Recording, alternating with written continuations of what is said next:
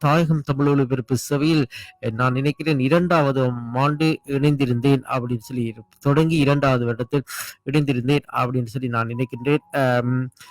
9 வருடங்கள் ஆகிவிட்டது தாயத்தோடு பயணித்து. அதுக்கு முன்பதாக நான் இன்னொரு மாநிலத்தில் இருந்தேன். அங்கு இருக்கும் பொழுது தாயகம் தமிழ் ஒலிபரப்பு சேவை சிட்னியில் ஆரம்பிக்கப்பட்டு விட்டது. இங்கே வந்து நிகழ்ச்சிகள் செய்யலாமா, அங்கிருந்து நிகழ்ச்சி செய்யலாமா அப்படின்னு சொல்லி சில அழைப்புகள் வந்தது இங்க இருக்கின்ற ஆர்வலர்களால். அது மட்டுமின்றி சிட்னியிலிருந்து வந்தவர்களால் கூட அங்கே நிகழ்ச்சிகளுக்காக வந்தவர்கள் கேட்டிருந்தார்கள். இங்கே ஒரு வானொலி நிலையம் பிரமாண்டமான ஒரு கலையத்தோடு ஆரம்பிக்கப்பட்டிருக்கிறது, நிகழ்ச்சிகளை படைக்க முடியுமா அப்படின்னு சொல்லி. அந்த நேரத்தில் நான் இன்னொரு வானொலிக்கு நிகழ்ச்சிகளை படைத்துக் கொண்டிருந்ததால வந்து கேட்டிருந்தார்கள்.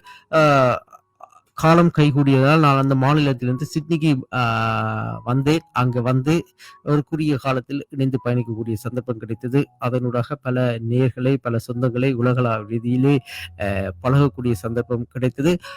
நீங்களும் உங்களுடைய சந்தர்ப்பங்களை, உங்களுடைய அனுபவங்களை பகிர்ந்து கொள்ளலாம். இந்த 10 வருடத்தில் எப்படியான அனுபவங்கள் உங்களுக்கு இருக்கின்றது அப்படின்றத பகிர்ந்து கொள்ளலாம்.